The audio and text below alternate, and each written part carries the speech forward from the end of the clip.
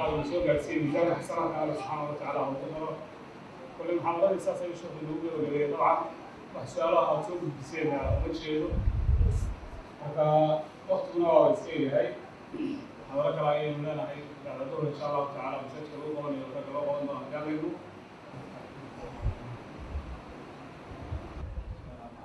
خلاص آخر سؤالك ما شفتين وهي إن شاء الله شيخ يقول لك آخر سؤالك ما شفتين وحوي هذا تبدأ لك كعباوية إن شاء الله وتدارك على شيخ ويقول لك هنا العلوم اللي هو دائما شفتين كفى إن شاء الله تعالى أنا من الله سبحانه وتعالى ويسلم الله بإذن الله في يوم قرن ما هذا سوشيال دينس قرن ما هي كتاب ما هي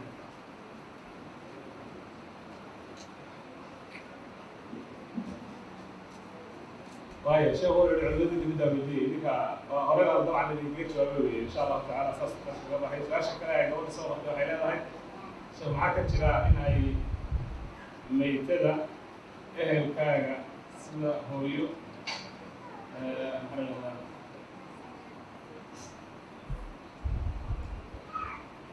hooyada aabaha abtiga iyo wixii la mid ah inaanay gurigaaga inaanay qur-aanka inaanay gurigaaga galabta khamiista inay imanayaan galabta khamiista gurigaaga oo kameetid iyo wareegi iyo noocaas oo kala maxaa ka jira wadaashaashaas in wax la sadaqeeyo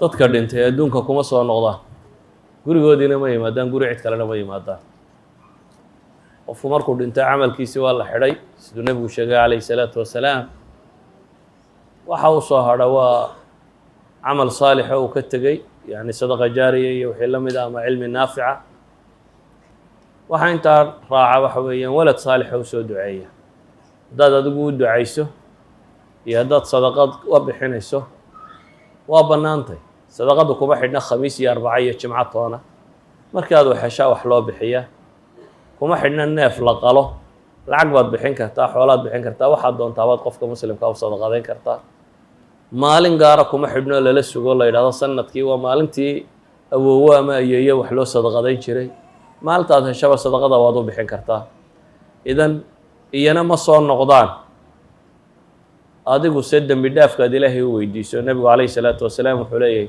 jannada ayaa qof muslima kor loo qaadaa oo booskii u deganaa boos ka sarreeye la geeyaa ilaahay ow xaggee ka timi buu yidhahdaa inta tani waxa alle uu ku yidhaahdaa subxaanahu wa tacaala waa biducaa'i waladika lak aw biistikfaari waladika lak ilmihii aad ka timi waa dembi dhaafkii uu ilaahay kuu soo weydiinayay subxaanahu wa tacaala ayaa ilaahay jannadan korku ugu yaalay idan ducadaad u ducaynaysa ilahay waa ku anficaya u ducee wax u sadaqadee laakiin khamiis iyo arbaca toona ma soo noqdaan iyo jimco toona meeshii alle u kaxeeyey ku maqanyay جزاك الله خيرا بارك الله فيك سؤالك إلهي waxay leedahay gabar soo qortay sheekha maxaa ka jiraan haddii aad istijootid oo aadan caaga aad ku istijootid iyo ku reebin yani dembigaa ku jira in su-aal noocaas kalaa la weydiiyo maxaa idinka hortiin ma maqalba biyo la kala reebayo wax soo arooray ma waayo waxyaabaha maqalba soo waxay leedahay salaan kadib sheekh xamta yaa cafiya ma qofkii aad xamatay baa ku cafinaysa rabbi oo ruuxii aad xamatay uma baahna in aad muxuu ahaay ka cafis xantu waa dunuubta waaweyn bay ka mid tahay qof muslimana inaad xamato ma banaano waa mar labaad xuquuqda bini aadamku uu leeyahay haddaad xalaal ka rabto isagaa la weydiistaa hadday dulmi ahayd iyo hadday xool ahaydba inuu kaa cafiyo waa marka saddexaad haddii ay tahay waxaanaad ku xamatay waxaad is leedahay haddaad u sheegto waabay kasii xumaan oo inuu ku cafiyo daayo dhib kalaa kasii dhici doonta waxba ha u sheegin bay culammadu yidhahdaan marka ilaahay dembi dhaaf weydiiso subxaanahu wa tacaala wallahu aclam جزا الله شيخ بارك الله فيك سؤال kale waxay leedahay irbadda ilmaha kala dheereysa haddii aan u isticmaalo anigoo la jeeda inaan ilaha kala koriyo ee aanan fadliga carabka u jeedin maxay shareecadu tahay marka hore dhalmadu waa wax ilaahay subxaanaه wa tacaala lagu mahadiyo, waa nimco alla bixiyo. ubadkuna waa nicma alla bixiyo subxaanaه wa tacaala. wax la dhaqdana bini aadam baa ugu qiimo badan. wax la dhaqo oo la koriyo bini aadam baa ugu qiimo badan. waxaad dunida kaga tagtana ilmo saalixo kuu soo duceeyaa oo kuwa ugu fiican ka mid ah. nebiguna calayhi salaatu wasalaam wuxuu yihi dhasha badiya aakhiraan idinku faanayaa buu nebigu leeyahy. inaad nebi maxamed faanka ka celisa maaha, u ogolow inuu aakhiro kugu faano dad muslimiina aada badiso. taasi waa arrinta guud. haddii ay jirto xanuun ama wax dhib keensanaya ama tarbiye adkaatay ama mushkilad uun dadku uu ka cabanayo, culamada muslimiinta waxay fatwoodaan inay suurtagal tahay in la kala dheerayn karo ilmaha. yacni sanad laba wax in loo dhaxaysiin karo la kala dheerayn karo waa bannaantay bay yidhaahdaan. laakiin waxay isweydiinta le maxaa la isticmaalaya? waxaan idinka digayaa irbado iyo waxyaabo badan oo meelahan yaaloo la isticmaalaa caafimaadkaagay waxyeelaya. side effects tiro badan bay leeyihin oo maanta la wada ogsoon yahay. saa daraaddeed waxaa isticmaalaysaan iska hubiya. si dabeeciya oo naajarala oo loo kala korin karaa jirta bartataan. laakiin waxyaabahan ilaa hadda la isticmaalay intooda badani waxa ay leeyihiin side effects caafimaad oo qofka waqti dambe ku soo baxo dhib ku haya. markaa iska hubiya uun waxaa isticmaalaysaan waxay. wallahu aclam. طيب جزاك الله خيرا بارك الله فيك. سؤال كلام حاجه شخصيه بعد السلام قفت ما اقول لك نفرضها حيث التسامح دي لك. soomaalida ma garanayo masaladaasi meel ay kaga qalloocatay. waa su-aal dadka inta badan ee caamadii rumaysan yihin. qofka dumare hadday uur leedo la furo waa furmaysaa. wax diidaya inay furantaa qof dumaroo uurli ma jiro.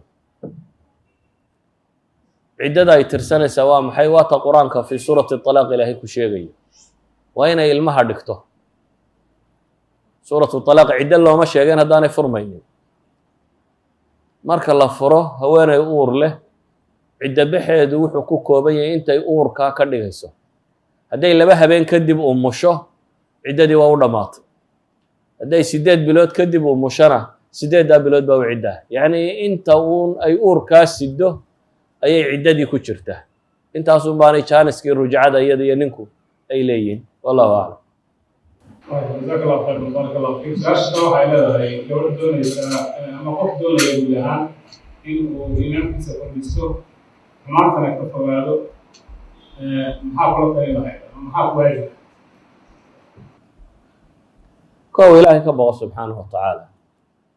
iimaankana camalka saalixa kordhiya. adilada cilmigiina waa kordhiyaan bay culamadu yidhahdaan. caqiidadaada si fiican u baro, adiladeeda si fiican u baro. markastoo aad adiladeeda barato arkaanuul iimaanka si wanaagsan u baro waa caqaa'idaadu way kordhaysaa amase iimaankaagu wuu kordhaya. waa mar labaad camalka saalixa baa iimaanka kordhiya. ee salaad leh, ee soon leh, ee zaka leh, ee sadaqa leh, ee xaj leh, ee qur-aan akhris leh, ee wardi leh, ee salaatuleyl leh, ee cibaadaadka tirada badan leh ilaahay inoo dejiyey ama inugu waajib yeelay ama sunno laynooga dhigay. wixii aad ka samayn karto samee. dad saalixana ku xidha. yani waxyaabaha kordhiya iimaanka waxaa ka mid ah inaad dad saalix oo khayrka kugu tashjiiciya aada yeelato. dadka ahlu fasaadka iyo bii'ada ahlu fasaadka intaad ka fogaan kartana ka fogow. wallahu aclam.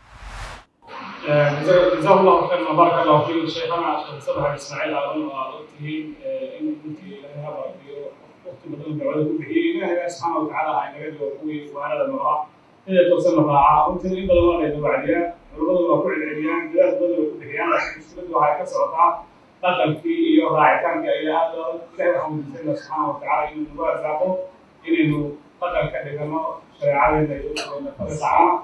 جزاكم الله خيرا وبارك الله فيكم. أنا رب العالمين. السلام عليكم ورحمة الله وبركاته.